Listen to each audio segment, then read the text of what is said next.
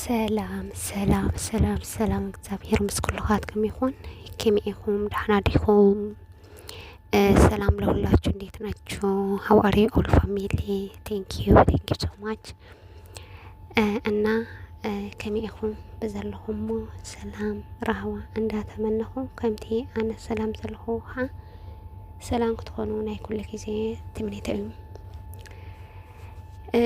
ቅድሚያ ናፍቲ ክስታይ ምእታዊ ማለት እዩ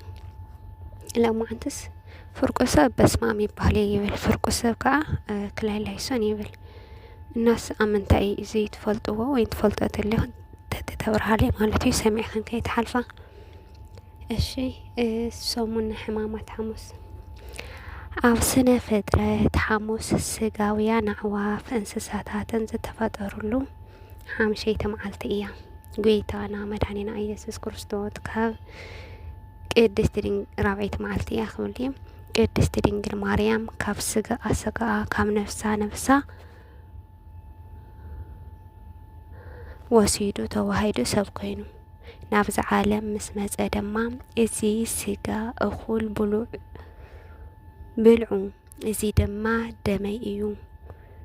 እንኩም ሰተዩ ኢሉ ስጉኡ ፈቲቱ ደሙ አፍሲሱ ዘለዓለማዊ ምግቢ ህይወትን ዝሃበና ቅዱስ ቁርባን ዝስርዓልና መዓልቲ እያ እዛ መዓልቲ እዚኣ ብዙሕ ፍጻመታትን ዝተፈጸሙላ መዓልቲ እያ ገለ ካብኡ ንምጥቃስ ጎይታና መድኃኒና ኢየሱስ ክርስቶስ ብተዋህዶ ፍጹም አምላክ ፍጹም ሰብ ምዃኑ ንምግላጽ ንምርድዳእን ከምኡውን ኣርኣያ ምዃንም ክጽሊ ዝሓደረሉ ዕለት እዩ ጎይታና ሕብስተ ወይኒ ባሪኹ ንደቂ መዛሙርቱ ክህቦም ከሎ ጸለየ ምእንቲ ደቂ መዛሙርቱ ጸለየ ዮሐንስ ምዕራፍ 17 ስለዝኾነ እዛ መዓልቲ እዚኣ መዓልቲ ጸሎት ሓሙስ ተባሂላ ትጽዋዕ ወንጌል ማቴዎስ ምዕራፍ 26 ካብ 36 እስካብ 46 ወንጌል ማርቆስ ምዕራፍ 14 ካብ 32 እስካብ 42 ወንጌል ሉቃስ ምዕራፍ 22 ካብ 39 እስካብ 46 ወንጌል ዮሐንስ ምዕራፍ 17 ቁጥር 1 ጎይታና መድኃኒና ኢየሱስ ክርስቶስ ንዓና ትሕትናን ፍቕርን ኣብ ኣገልግሎቱ ድማ ትጉሃትን ጽኑዓትን ንኽንከውን ከም ዘለና ከምህረና እግሪ ደቂ መዛሙርቱ ትሕቲሉ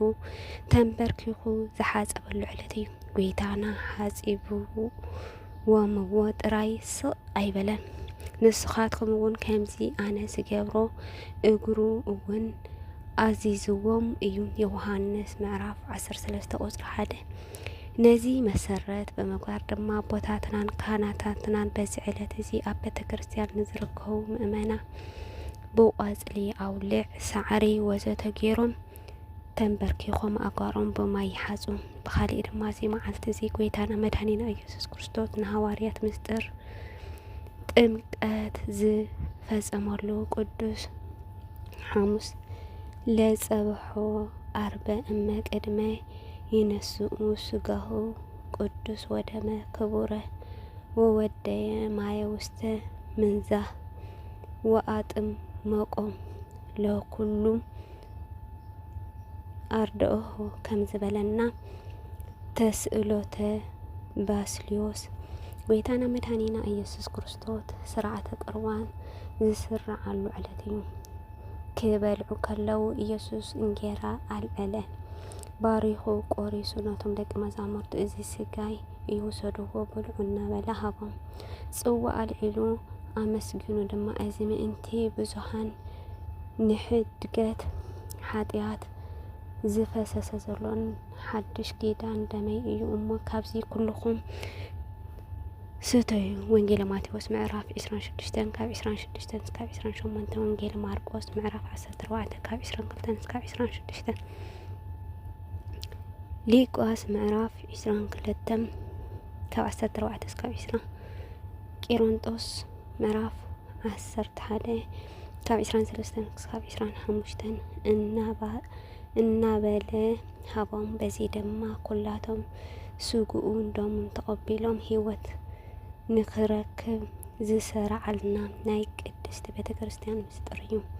ይሁዳ ንጎይታና መድኃኒና ኢየሱስ ክርስቶስ ብምስማዕ ዝተሓዘሉ ዕለት እዩ። ወንጌል ማቴዎስ ምዕራፍ 26 ካብ 46 እስካብ 58 ወንጌል ማርቆስ ምዕራፍ 14 ካብ 43 እስካብ 52 ወንጌል ሉቃስ ምዕራፍ 22 ካብ 47 እስካብ 53 ወንጌል ዮሐንስ ምዕራፍ 18 ካብ 3 እስካብ 13 ጎይታና መድኃኒና ኢየሱስ ክርስቶስ ናይ መፈነዊ ነዊሕ ሰፊሕን ትምህርቲ ንደቀ መዛሙርቱ ዘምህረሉ መዓልቲ እዩ።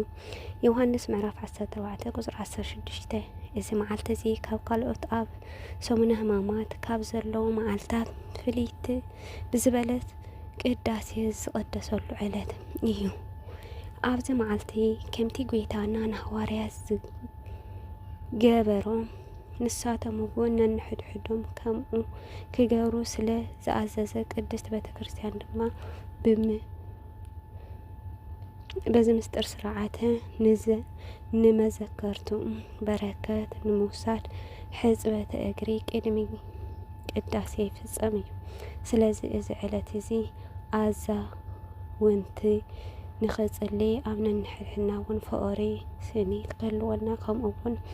ኩሉ እንገብሮ ነገር በትግሃት በትሕትና ክንገብሮ ከም ዝግበአና